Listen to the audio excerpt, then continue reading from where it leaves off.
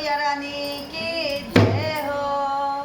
करवा चौथ बहुत ही सुंदर सा स्पेशल भजन लेकर आए हैं आप सभी भक्तों के लिए, तो कैसा लगेगा जरूर बताइएगा। बहुत दिनों के बाद भजन डाल रहे हैं क्योंकि गांव चली गई थी कुछ कारणवश, तो अब हम आ गए हैं आप सभी के लिए प्यारे प्यारे भजन लेकर आते ही रहेंगे। तो आप सभी भक्त सुनिए और भजन का आनंद उठाएं।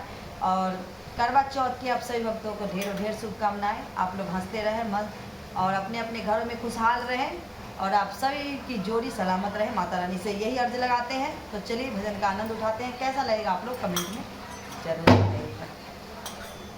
मैया हमको